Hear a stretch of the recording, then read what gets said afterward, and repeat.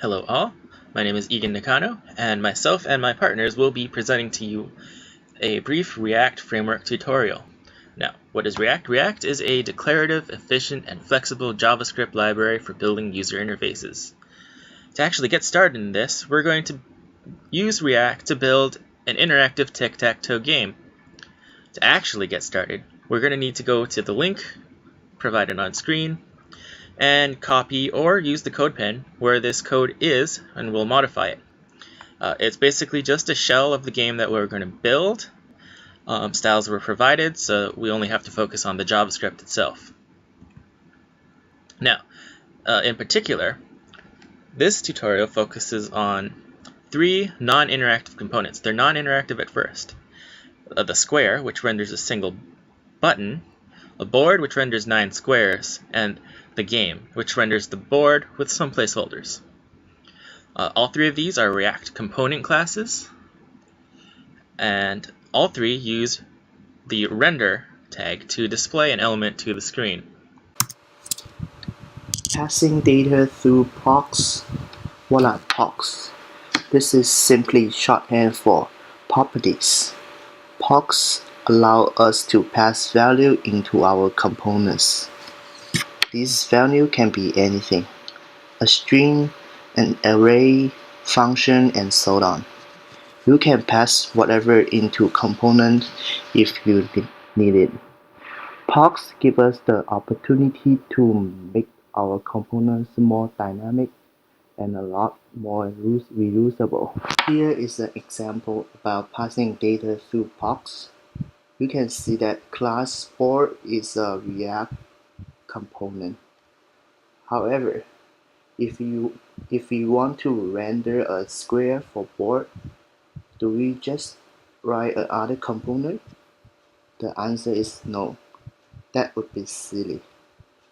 Instead, we can passing POCs to our component to make it dynamic. Let's try passing some data from board's component to a square component. In board's render square function, change the code to pass a value port to the square.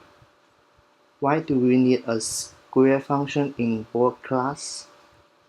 Because they are relative.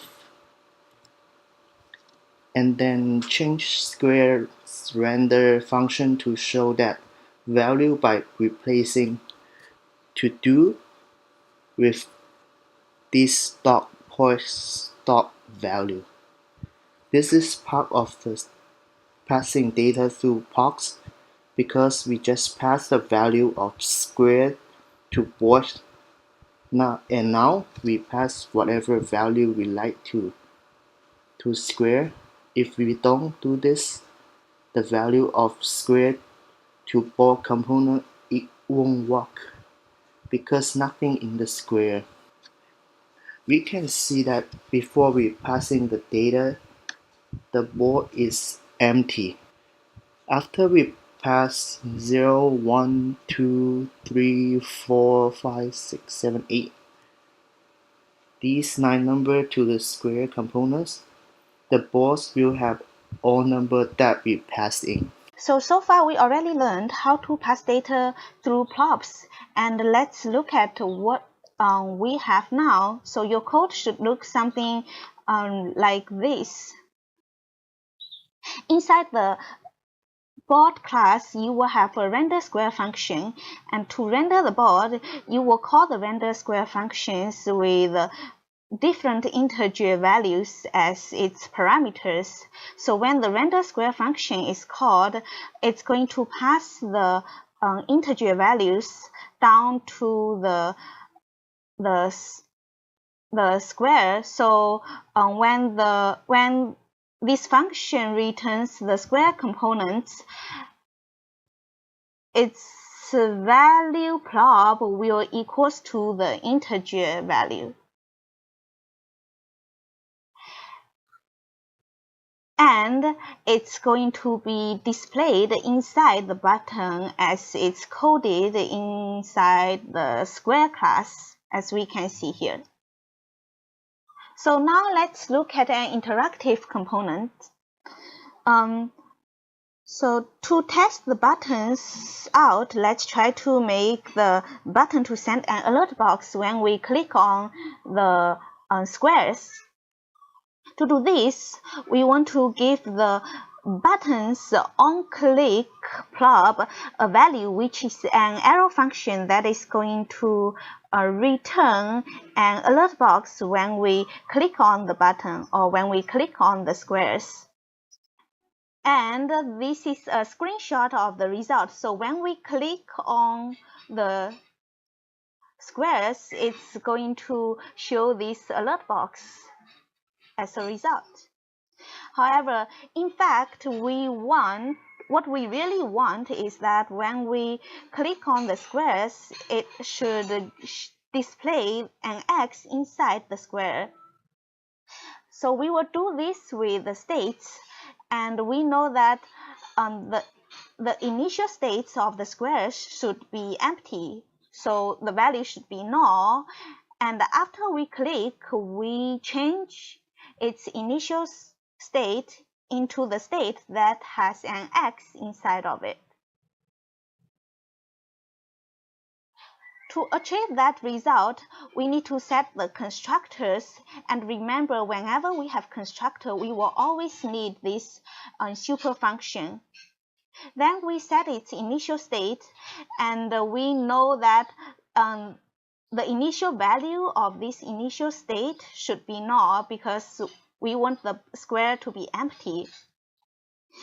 And later, when we click on the buttons or when we click on the squares, instead of sending the alert box as we were doing earlier, we actually want to change the state of this square. So to do this, we will call the this.setState function, and this is the new value that's going to be set inside the state. So at this point, this.state.value will change from null to X, and this will give what we want.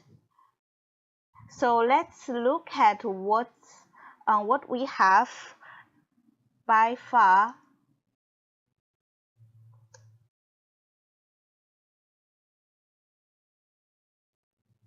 So this is the piece of code after we make all the changes mentioned. So when we click on the boxes, it's going to place an X inside the box, and that's exactly what we want. Okay. If you guys want to see the code, you can go to react.js.org, and then you can click on the tutorial. So in this whole video, we have covered from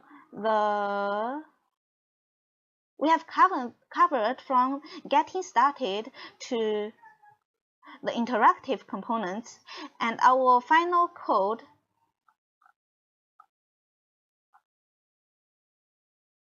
should be here.